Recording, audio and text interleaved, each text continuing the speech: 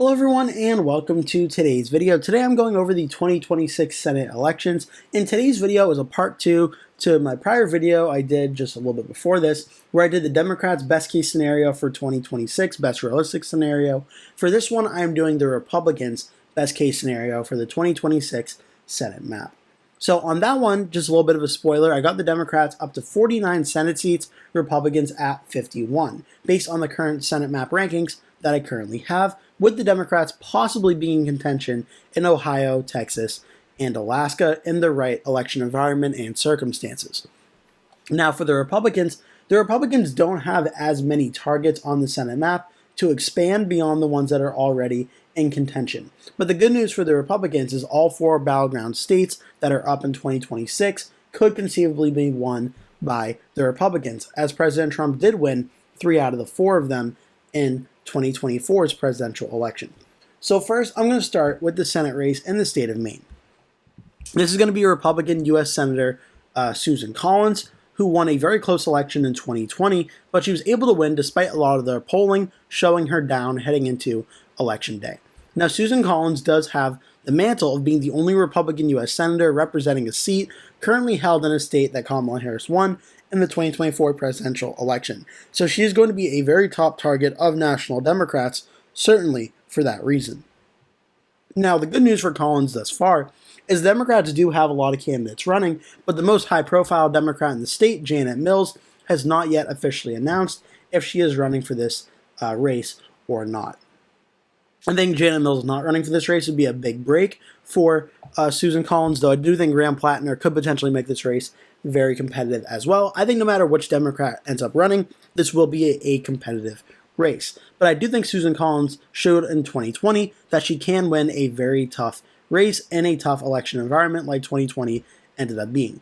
Just to show you the results here from 2020, Susan Collins got about 50.98% of the vote in her Senate race, where on the same time in 2020, the presidential level, Donald Trump was only able to get 44% of the vote against Joe Biden. So Collins was able to outperform Trump by about 7 points on the Republican side of things. So I do think in the Republicans' best case scenario, I think Susan Collins holds on and wins this Senate race. Though I do think it's going to fall under 5 points this time. I think it will be more competitive than it was in 2020. I do think Susan Collins can hold on and win. Now that gets the Republicans up to 52. The next pickup opportunity for the Republicans, for me, starts in the state of Michigan. Now, Michigan is going to be one to watch for the Republicans, as President Trump just won the state in 2024 by 1.4% against Kamala Harris. The Senate race was even closer, where the Democrat Elisa Slotkin defeated the Republican Mike Rogers by 0.34% in a very close race. Now, the Republicans do have Mike Rogers running again in this Senate race. So the Republican primary on the Senate side of things is essentially over. We know Mike Rogers is going to be the Republican nominee, and Rogers already has the endorsement of President Trump and several U.S. senators. Now, the good news for the Republicans in this race is the Democratic primary is completely wide open between Haley Stevens, Mallory McMorrow, and Abdul El-Sayed. The early polling has shown a very tight race, and this is going to be one that's bitterly fought to the end. And typically in elections, when there are primaries that are very hard fought and very close, that can sometimes hurt the party in the general election, as a lot of the candidates that lose in the primary supporters can be very dissatisfied with how the primary turned out, and some of them may just decide to stay home. It doesn't always work out that way, but sometimes in elections that does happen. That could give the Republicans a little bit of a chance in this race at winning it.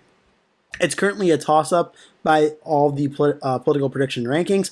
Haley Stevens, the Democrat, has led Mike Rogers in 2 of the 3 polls thus far, though not by a very large margin in those. Whereas Abdul El-Sayed versus Mike Rogers and Mallory McMorrow versus Mike Rogers, Rogers seems to be polling better against those 2 candidates. So the Republicans' best case scenario would probably involve Abdul El-Sayed or Mallory McMorrow winning the Democratic primary, advancing to the general, and then Mike Rogers, even without President Trump at the top of the ticket, getting a little bit lucky and winning the state of Michigan probably by under 1 point. Seeing as the election was just under 1 point in 2024, without President Trump to help drive out voter turnout, it's going to be a tougher time for Rogers in all likelihood, but against potentially a weaker Democratic candidate that could give Rogers a bit of an advantage.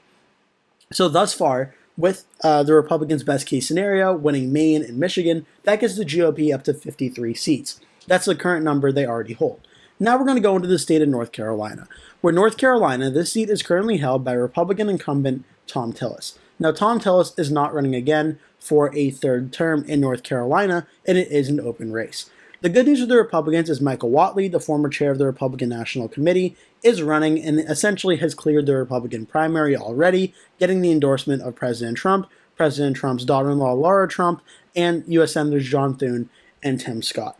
So essentially the Republican primary is over. Now the bad news to the Republicans is that former governor of North Carolina, Roy Cooper, is running as the Democratic candidate and will be the Democratic nominee. Now, Roy Cooper has won in his history 2 very close, impressive governor's races in the state. First, in 2016, defeating Republican incumbent Pat McCrory by 0.22% in that very close race. Then, in 2020, Cooper winning by 4.5% against the Republican Dan Forest. So the Republicans are certainly in for a very tough fight in North Carolina. The best thing the Republicans have going for them is that North Carolina, historically the Senate level in recent years, has been more of a lean Republican state. Ted Budd won by 3.2% in 2022. In 2020, Thom Tillis won by 1.7%. 2016, before that, Richard Burr won by 5.7%. In 2014, Tillis defeated Democratic incumbent Hagan by 1.6%.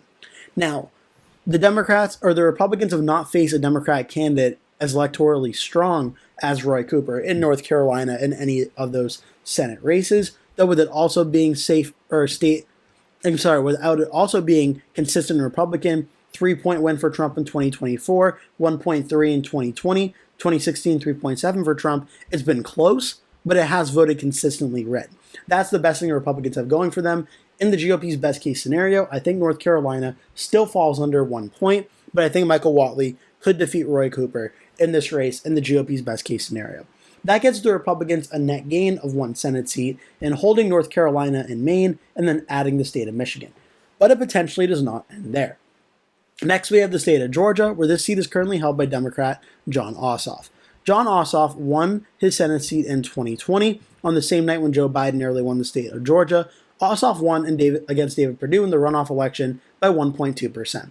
Now, on election night, Perdue won technically against Ossoff 49.73 to 47.95. But in Georgia election law, you must break 50% of the vote to win the race. Neither candidate did it. They advanced to the runoff, and Ossoff ended up winning. Now, for this Senate race, the Republicans are desperately hoping to defeat Ossoff and flip his Senate seat back, especially as both Senate seats in Georgia are now held by Democrats. And Ossoff is going to be a very tough, formidable challenge for the GOP. Now, the Republicans do not have their top-tier recruit in Governor Brian Kemp running in this race, and that's certainly going to hurt the Republicans' chances at winning. However, thus far, Republicans with Mike Collins, Derek Dooley, and Buddy Carter in this Republican primary, the early polling shows that still, despite Ossoff leading, the Republicans do still have a chance at winning this race. Though not as good of a chance as when Brian Kemp was winning, where Kemp was leading in every single race against Ossoff, and Kemp getting towards the mid to high 40% or so, already on the precipice against an incumbent of breaking 50%. This time around, Jon Ossoff is the one starting out with the lead in these early races. And depending on the candidate, Ossoff already starts around 50%. For Ossoff versus Derek Dooley, Ossoff's leading by 5 points in the most recent poll. For Ossoff versus Mike Collins, though, only about a 1-point lead for Ossoff at around 45%, with still 8% undecided and 3% saying other. So based on the polling thus far, it seems Mike Collins has the best chance in the general election of the floors of support, though Ossoff versus Derek Dooley still has 14% undecided. So we'll have to wait and see how this all plays out. But in the Republicans' best case scenario for 2026, I think it would not be impossible to see the Republicans shock the Democrats and Jon Ossoff in Georgia and nearly flip this seat to the Republican side. And if the Republicans were to do this, so they were able to win the 4 battleground seats for 2026, this would get the Republicans to 55 Senate seats, Democrats would be at 45. This would certainly be bucking the trend of how midterm elections usually go, where the off-year party does better than the party in power of the White House and of the government, but it is technically possible this could happen. So those are the 4 toss-up seats. Are there any areas the Democrats could potentially lose that they're expected to win now that Republicans could expand the map into? The only real target I see for the GOP in doing that is the state of New Hampshire. Now, New Hampshire is an interesting situation because this is going to be a seat held by Democratic incumbent Jeanne Shaheen. Now, Jeanne Shaheen is not running for re-election to a fourth term, so it's an open race. However, U.S. Representative from the 1st District, Chris Pappas, is running and essentially has this Democratic primary completely on lock. He will be the Democratic candidate. Now, the Republicans thus far do have 2 Republicans running, and former Massachusetts Senator and 2014 Republican candidate for Senate in New Hampshire, Scott Brown, and State Senator Dan Innes as well. But a new name could potentially be entering, and former U.S. Senator from New Hampshire, John Edward Sununu. Now, we have not had any polling thus far between what a Scott Brown and John Sununu primary could look like, but seeing as both of them are former U.S. senators who are certainly capable of fundraising a lot of money, not only will that primary likely be very competitive, but that could lead to a competitive general election as well. So, we'll have to wait and see how that all goes. Now, the newest poll from St. Anselm College showed in the Scott Brown versus Dan Innes primary, Scott Brown would certainly be the favorite to win that. But with Sununu potentially entering, we're going to have to reevaluate that and see how it goes. For the predictions right now, it's currently in the lean Democratic category across all major predictors. And the most recent poll from St. Anselm College in that same poll showed Chris Pappas with a pretty large lead over Scott Brown. Pappas gets up to 48%, Scott Brown 37%, 15% undecided. Now, obviously, Chris Pappas has a very large lead over Brown based on this poll. The good news for Scott Brown, though, is that there's still 15% undecided. So the math is there for Brown and the Republicans that if everything breaks their way, the Republicans still can win this Senate race. It's certainly going to be an uphill battle, though. That's why it's in the lean Democratic category and not in the toss-up category, because I think even if a lot of that undecided vote ends up going for Scott Brown, I think Chris Pappas still probably has enough support to narrowly win the election. Now, polling is one thing, but just looking at recent election results in New Hampshire, at the presidential race, it's actually been pretty close. In 2024, Kamala Harris only defeated Donald Trump here by 2.8%, and Trump was able to get up to 47.87% of the vote. In 2020, Joe Biden defeated Donald Trump by 7.4% in New Hampshire. Trump got 45.36% of the vote. Now, that's important to mention because if you look at the recent Senate races, they have not been particularly close. In 2022, Maggie Hassan defeated Don Bolduc by about 9 points, Bolduc only getting 44%.